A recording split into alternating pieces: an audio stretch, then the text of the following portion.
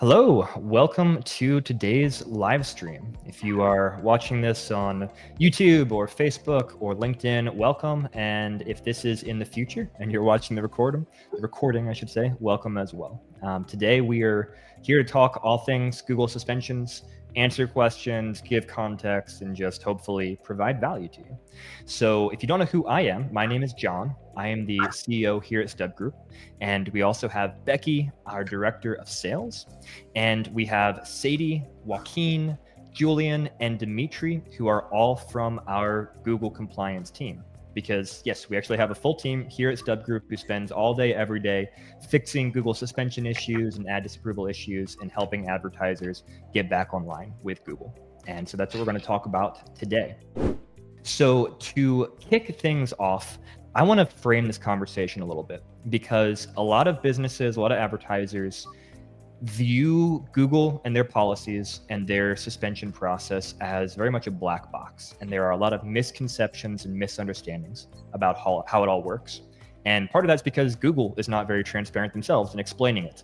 And so sometimes it takes, a situation like ours, which is over the last 10 years, we've been working with literally thousands of advertisers, helping them fix Google suspensions, stay compliant with Google policies. And so we get to see kind of the back end and how all the works and how the sausage is made, so to speak. So let's frame this conversation. Why does Google suspend accounts to begin with? Well, it's not ultimately because they're trying to make life harder for advertisers. Unfortunately, that often happens, and the outcome of their decisions is that it's harder for you as the advertiser to do what you need to do. But that's not their goal. Their goal is ultimately to keep their ecosystem safe, to prevent bad actors who want to use Google for nefarious purposes. And so they have a tremendous number of policies and both automated and manual checks in process to try to find those bad actors and take them down, so they don't scam you, steal your information, take your money, etc. There's lots of different examples of how people try to misuse Google, use it in a wrong manner. A good example would be just a couple months ago, there was a massive thing that happened where there was this whole scam where people were pretending to be the Google Ads login page with their own ads. So you would go to Google, a lot of people just type like log into Google or whatever, type Google Ads, and they click the first thing that comes up. And so these scammers were actually running ads that looked like the Google Ads login page. You clicked on it, it went, they asked for your email address, your password, you filled it out, you thought you were logging into your ad account. And actually, you were just sending your credentials directly to these scammers who would then log into your ad account and steal it. And they would run their own campaigns in there using your money, your payment method that was in the account, and kind of rinse and repeat. And this was a massive thing that Google had to spend a bunch of resources to kind of figure out and shut down. And that type of thing happens all the time. And so Google, again, has these processes and policies in place to protect us from those things happening. The problem is that because Google operates at such scale, it takes it's a very small percentage of them getting things wrong for that to impact a tremendous number of advertisers. So for example, Google tells us each year how many ad accounts they suspend. Now, they haven't released the numbers yet for 2024, but for 2023, which is the last year they've released, they said they suspended over, I think it was 12.7 million ad accounts in that 1 year. And so you can just do the math. Let's say they get things wrong 1% of the time, and they suspend, 1% of their suspensions are legitimate advertisers who just got kind of caught up in the net. That's still 120,000 ad accounts right there. And I don't know if their error rate is necessarily as low as 1%. It could probably be higher. And so what that tells you is, like, if you are dealing with a suspension, you're very much not alone. Now that doesn't really help. That doesn't help drive business for you, but you are not being picked on specifically. This happens to tons and tons of businesses, and we know because tons and tons of businesses reach out to StubGroup looking for help. So I wanted to kind of frame that for you in terms of why Google does all that they do in the suspension space, because we then have to take that understanding of things into how we work with Google to try to fix these suspensions and work through their appeals process. I'm sure we'll talk more about that later in the conversation here. But for right now, I'd love to go, Becky, to you. And I'd like to ask you, what are some of the top questions that people are asking or things that they're dealing with when they reach out to StubGroup looking for help with fixing their suspended account? Yeah, a lot of them come to us and they feel very jaded already. They're very confused because as soon as it happens, their first question or even the first comment they'll give us is, I didn't do anything wrong, right? They're very defensive. And I think that happens because Google is very abrupt in the way that they frame the messages that they send to you once you get suspended, right? You've got an egregious policy violation. Don't create any more accounts. You're never allowed to advertise on Google again. And then very nicely, if you think we're wrong, please click here, right? And at that point, they're like, oh, click, right? I think you're wrong. I'm going to click here. I'm going to talk to somebody. I'm going to explain myself and everything's going to be fine. And that doesn't happen. So by the time they get to us, one of two things is usually happening. One, they're really confused and they think we might be Google. They have no idea that we're not Google and we don't have an exact answer for them. Or two, they're really confused still and also want answers. And the problem that we see them having is an understanding of the fact that there probably isn't going to be a defined answer, at least not immediately, right? We have to look into everything. And many times they're like, well, my suspension is very simple. I just have a very simple website and a very simple account. This should be very easy for you to resolve. And unfortunately, what we've seen and what I've seen over the last 5 years is that sometimes these suspensions that look like the simplest issue that someone's facing, they're the hardest ones for us to get resolved because there's less to evaluate, there's less to investigate. And so their question is, why can't you just ask Google what's wrong? Why can't you just look and see what's wrong? And the answer is because yes, we have lots of ways of investigating these things. We have lots of ways of figuring out what might be wrong. And sometimes we have to try them one at a time. Sometimes we try one thing, see if it works, and then try another. Other times we will get in an account and they'll say, do you know what's wrong? And we'll be like, well, yes, you have a redirect. It's very clear. Google says no redirects. And that's the answer. And we go in and we do it and we'll have a conversation with our team. We're like, oh, this one is easy. It's a redirect. And Google's like, haha, gotcha. Nope, sorry. Still suspended. Go try to figure out what's happening next. And so sometimes our clients will even ask us, why didn't you do this first? Why didn't you do that first? And the answer is we don't want to overhaul the whole concept of your business, right? We don't want to make you make all of these changes when the answer could be very simple. And we don't see Google punishing us for trying more than once, other than the fact that it can take a little bit longer. So we do try to work with you to figure out an answer, give you an answer, but sometimes we don't always have that. So I think the biggest pain point for everyone that I talk to, whether it's a misrepresentation suspension from a drop shipper or someone who's just trying to generate leads for their tow truck business, is what's the reason? And the reason is unknown many times when we get them unsuspended and even in cases where we can't. Yeah, I like to say it's what we do is very much both an art and a science. So there is some science to it. There are things that we've learned over the past decade of doing this where, like you mentioned, hey, you got to redirect. Okay, we know that's a problem that violates Google's policies. You got to fix it. But then there's this art side of things which comes in because there are so many things that are not clear in terms of Google's policies and how they enforce them. So Google is super inconsistent in how they enforce their own policies. I can't tell you how many times a client comes to us and they're like, well, we're suspended, but our competitors are running these ads, which are like way worse than ours. They're completely not compliant with Google's policies and they're fine. And Google's letting them run. And why? And I literally had that question like 2 days ago from a client. I had to say, the only answer, as frustrating as it is that Google is inconsistent. And this is true not just of Google, but of most of the big platforms out there, Meta, Amazon, Microsoft. They're just very inconsistent with how they apply things and how kind of this lattice work of automated checks and algorithms that play a role in things, as well as sometimes humans that get involved and play a role in things, just sometimes gives you different results. And so we bring a lot of that art and really pattern recognition to things, because we've been doing this for so long and done this so many times that we've seen, okay, this was a problem here, that was a problem there. This is the creative way that we approached proving this advertiser's legitimacy to Google here, and so forth and so on. And so we're able to, take different roads and different paths that we've seen work best for other similar examples to try and reach that end destination of ultimately getting the ad account unsuspended and getting things back online. So let's get specific. Maybe share a couple of stories here. I'm gonna pick on a couple of you guys here. Dimitri, I'm gonna pick on you first. Can you share what's a recent success story that comes to mind? Someone who you were working with, where we were able to get them, unsuspended with Google, get them out of Google jail and back into the wild. Yeah, thank you very much, John. It's always really interesting. Each and every case that we receive, it's one of a kind. It's really weird to find one case that is exactly the same as the other, as every business has its own differences.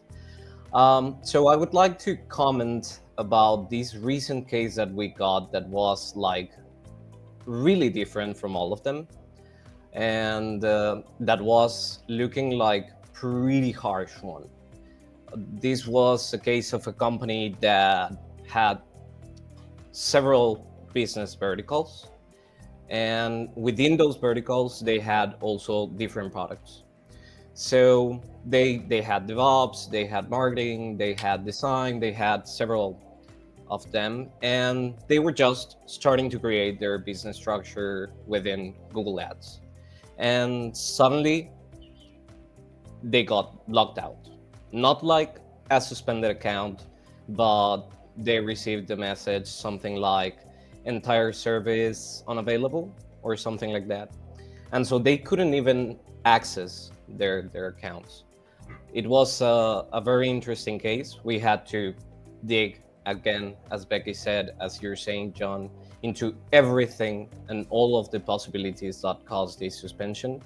We found some possible issues. The way we had to escalate the issue to Google was different, because we usually have submit an appeal, or sometimes Google tells you in your platform, you cannot appeal until you complete advertiser verification, but we didn't have that. So the path was a little bit different. We were able to appeal. The customer had appealed in the past, mentioning similar things, but not the whole, what we found out. And we were able to regain his complete access and all the accounts unsuspended. So it was a very challenging one, and a very filling and really great one to work with. Yeah, and I think something I'd like to say off that, John, if that's okay, is that whenever we as a sales team are getting information from people like this case in particular, it's really important for anyone who comes to us to know that we don't just say, yep, here, let's go ahead and do it. Whenever this case came to us, we met with them, we learned about the situation, and I took it back to the team and said, hey guys, this is something we haven't done before. Do you think we have a chance at fixing it? And we went back to this person and said, hey, we haven't resolved a situation like this before, but we want to give it a shot. We think we can do it if you're willing to let us. And it worked out. So I think it's really important to know, whenever you do bring your case to us, this isn't a step and repeat for any of us, from the sales team all the way through the end of getting you unsuspended. We are treating every single client as an individual and learning about the situation from person to person and business to business. And that's what makes a difference when it comes to getting accounts back for people. That's one of the big things that often trips Google up, is because they like to see the world in specific boxes. And if you've ever had to fill out some of their forms, you'll understand this, where you're like, okay, well, there's these different types of business models, and you should be doing this or that, and it should be straightforward. And that's not how business works. Every business is different. There are nuances. There are weird things that are different. Creative workarounds they're doing, whatever the case may be. And I'm not talking about things where they're trying to violate policies or do anything nefarious. It's just, there's a lot of different ways to run businesses and to run them well and to meet customers' needs. And Google just has a hard time understanding those nuances And so often it's those nuances that get you flagged to begin with. And then often it's those nuances that keep you from getting reinstated because you're just not fitting into that nice little box that Google thinks you should have been into. And so, yeah, to Dimitri's point and Becky's point, we got to figure out the creative ways to, again, kind of think like Google, both the system and the people, and be like, okay, well, here we can stuff this into this box enough for you to understand it to say, oh yes, okay, it's legitimate, you're good, and then get back to actually running your business. So Dimitri, thanks for sharing that example. Joaquin, I'll go to you next. Do you have an example of a recent situation you'd like to share? Yeah, I have a really interesting one that we recently worked on. It's an e-commerce business that specializes in coffee machines and coffee-related processing products, basically. They had a misrepresentation suspension in GMC, and not only that, but GMC was also stating that they had no further chances to request a review, and that the account was permanently suspended. I had previously worked on a case like this and was able to successfully reactivate it, but I was still trying to navigate and figure out what Google is trying to say when we get to these type of situations. So it was kind of a challenge and a big obstacle to navigate. Long story short, we were able to, and I was able to get it reactivated. There's some key points that I've basically analyzed in these two cases and situations like this.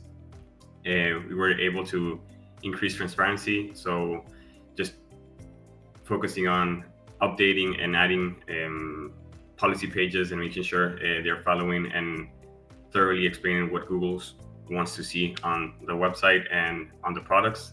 Also updating the product feed and this one I think was the most important one in GMC, making sure the product feed looks okay to Google, that it follows all the policies. And lastly, also just addressing technical and security issues that were important for Google. So I really think this one, and personally, I really enjoyed it just because, like I said, it was a trickier one, one I really want to get successful, and just goes to prove, like, even though we see that Google is sending certain type of message, there's definitely workarounds and improve that persistence and being patient and transparent with Google is and following their guidelines can get us the desired results. Yeah, and I think it's really important to say off of that is, whenever people first started getting that notification, so if you're new to Google or old to Google, whatever it is, it's only been about 6 months that we've seen this notification that says you've requested the final number of reviews, you can't request any further reviews. And that's the type of thing that we're used to from Google, getting this random message that says, oh, sorry, Don, you can't do it. And it's the type of thing that we ignore with Google here. And a lot of times that can feel frustrating for the clients we're currently working with, because their question is, well, it says we can't request further reviews. What's the next step? I need a timeline. I need to know what's going to happen. And that's almost impossible for us to provide to anybody because, like Joaquin said, we have to pull out that creative energy that John was talking about. We have to come up with new ways to think outside of the box and new ways to communicate with Google when Google says, no, we're done with you. And so that was a really important factor in getting that account resolved, and then understanding when we hit more of those roadblocks, what steps we can take to get other people unsuspended as well.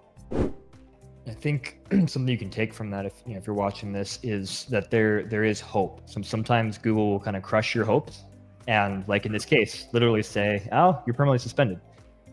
Just joking, they weren't. We've gotten multiple of those unsuspended because we just put in the elbow grease, the persistence, and the creativity to figure it out.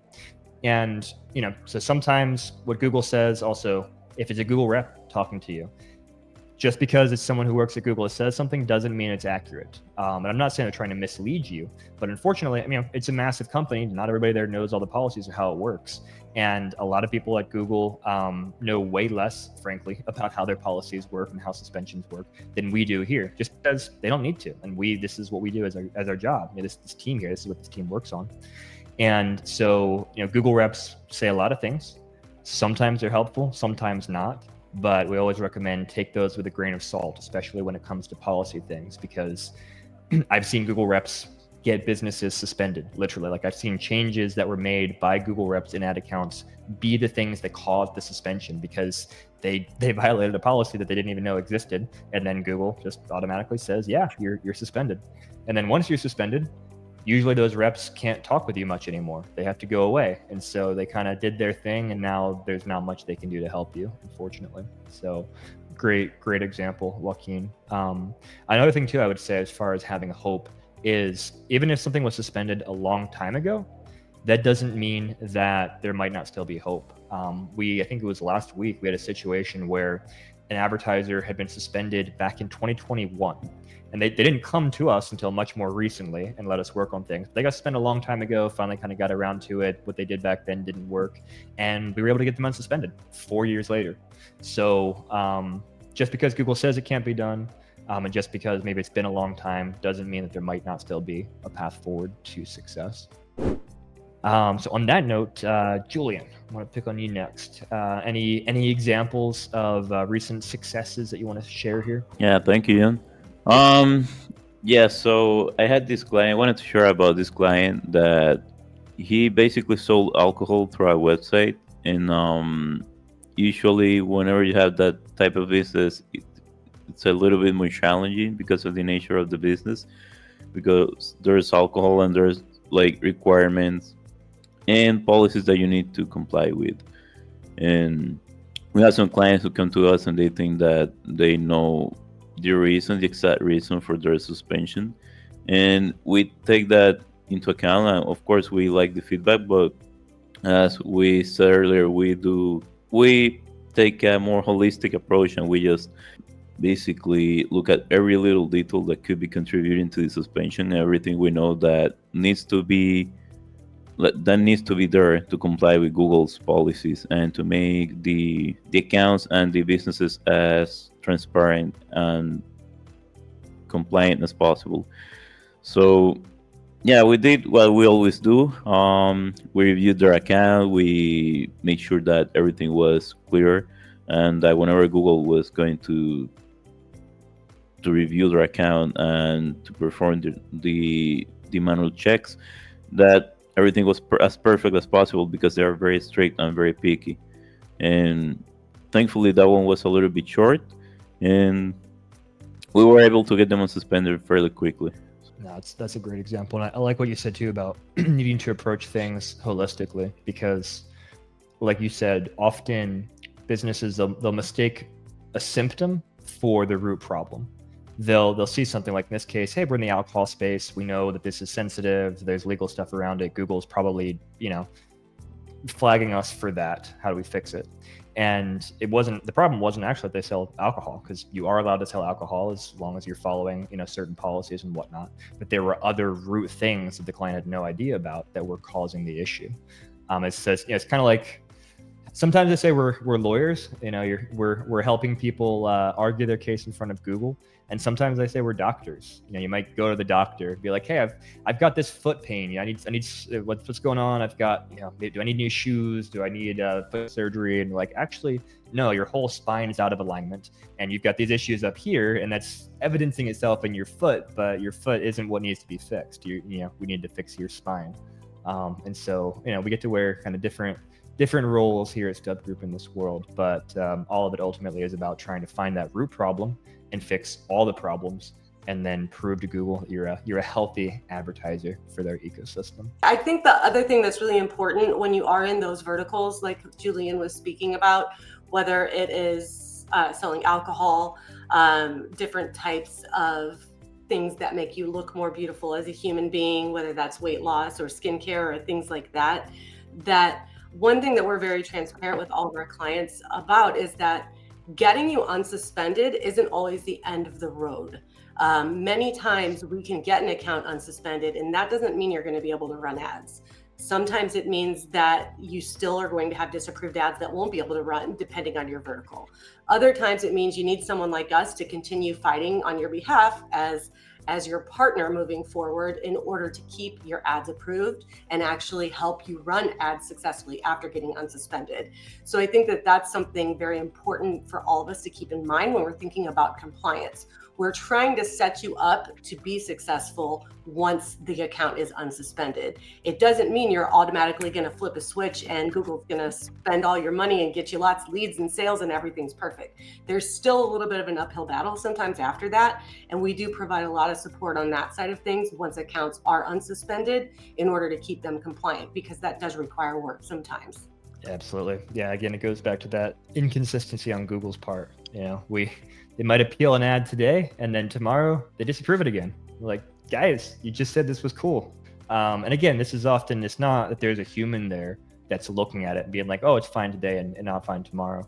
So much of it is automated that there's a lot of this aspect of persistence. Like Becky said, you just got to keep persisting, keep fighting through, and you got somebody to put the time into it, which, a lot of business owners don't want to spend their day fighting Google. They want to spend their day growing their business. And so that's why we're here to help. Yeah. And the good news is usually once they're unsuspended, we don't see that come back. You might have to fight some disapproved ads, but it's pretty rare to get resuspended after we fix your account with you. I've got a question here from the audience. It says, hello team, how does Google determine whether multiple suspended accounts are related entities when there's no obvious connection in billing or domains? I think probably the reason this question is being asked is because when Google is looking at things, there are certain patterns that are true of bad actors who are trying to scam things. So often some of those patterns include things like, creating a bunch of different ad accounts that have maybe the same payment method or the same billing address or the same website or fill in the blank. And the fact of doing that doesn't necessarily violate Google's policies, but the things that these people do are violating Google's policies, the scams that they're running, the phishing that they're attempting, etc. And so Google has seen these patterns time and time again. And so they've trained their algorithm to look for this type of pattern of, hey, there's a bunch of accounts that are connected, or hey, why does this person have 5 different ad accounts with the same payment method, things like that. And they'll often flag those and suspend those accounts, not because it's against Google's policy to have multiple ad accounts with the same payment method, but because that's similar to what a lot of bad actors who are doing, who are actually violating policies. And again, once you're suspended, you're guilty until proven innocent, and it's hard to get Google to convince them as to why you weren't doing something wrong to begin with. And so that, before I kind of answer specifically your question here, Akshay, that's probably, I'm assuming, why you're asking, which is you probably encountered a situation where you have maybe multiple ad accounts, multiple websites. Serial entrepreneurs see this all the time, where they have multiple businesses they're running, and they're trying to pay for it with the same credit card or whatever, and they have problems. And so there's a lot of ways that Google can identify connections between sites or between accounts. The obvious ways that you mentioned are, let's say you have the same website in multiple accounts that you're advertising, or you have the same billing information in multiple accounts. There's also other things like having the same users, if you're using the same email address to get multiple accounts, IP addresses to a certain extent as well. Google can see where you're logging in from when you create accounts. So some of those are some of the obvious ones, and there's lots of other things behind the scenes that we know Google kind of looks at as signals for determining whether things are connected. And at the end of the day, there are best practices about how to set up your accounts if you have multiple domains and multiple businesses. And I'd encourage you, we made a video about this on YouTube. You can go search, like multiple, should I have multiple Google Ads accounts? Check out our channel. And we kind of walk through the different pros and cons for how to structure things, because a lot of it comes down to not just what is Google's policy, but what do we know Google likes to see or doesn't like to see. Because it doesn't really matter. I mean, it matters if you violate Google's policies. Obviously, don't do that. But if the outcome is that you're suspended, it doesn't really change the outcome whether you actually violated a policy or Google just flagged you because they didn't like something that you did, even though it didn't violate a policy. You're still suspended. And so you still got to do everything that you can to mitigate that from happening, which is A, follow the policies, and then B, do the other things that aren't actually policies, but that increase your likelihood of not getting suspended to begin with. So hope that helps answer the question at least a little bit. And thank you for asking. Great question. Sadie, let's go to you next. Any examples you want to share of clients you've been working with recently? Yeah, thanks, John. I actually have a client who was struggling with business operations verification, which, if you don't know, that is an extra level of verification after advertiser verification that Google requires from some advertisers and not from others. But this client their account was paused or suspended because they didn't complete business operations verification within the 30 days that it was required of them. And so they couldn't run ads or anything until they submitted the form and it was accepted. Well, they had submitted the form a couple times, it continued to get rejected, and they weren't able to figure out why, because their business model, so they were working in the writing and publishing industry. It was a very clear business model, like how they showed me the form and everything, and it was very clear what they did, like what their operations were. And so Google should have understood that, but they're Google. So I kind of, from my experience, I was able to look through the eyes of what I know Google looks for. And so we were looking at the rejection reasons for why the form was rejected every time. And the two reasons it gave was couldn't verify identity. So they couldn't verify the advertiser's identity. And then the info doesn't match the Google Ads account. So whatever information they provided, Google didn't see that it matched the ad account, even though maybe it matched the domain. Google still wasn't seeing it as consistent. So after some digging, we kind of just dug through it on the call, me and the client, and we discovered that the payment profile had inconsistent information. The business name was under maybe an individual and not the actual business itself, even though maybe they did mention the individual's name on the form. Google wasn't seeing it that way. And so together we changed the payment profile, made everything consistent, made sure the address was consistent, all of that. And we completed advertiser verification again. And then afterwards, we worked through, I drafted the business operations form, which the form itself is pretty complex and complicated and frustrating to go through, especially if you don't know what Google's looking for, because a lot of the questions can be repetitive and complicated, like you don't really understand what they're asking for. And so I drafted the form for them, and off of what I understood their business model was, and it was accepted first try. So I see a lot of cases like that where it's just you have to look through the eyes of Google and understand what they're looking for when it comes to understanding a business model. Great example. Thanks for sharing that, Sadie. Yeah, if you want to see an example of how not to write a form, go look at the business operations form from Google and just do the opposite, because that's one of the worst form experiences that I have seen. To be honest, it's just it's special. It's special.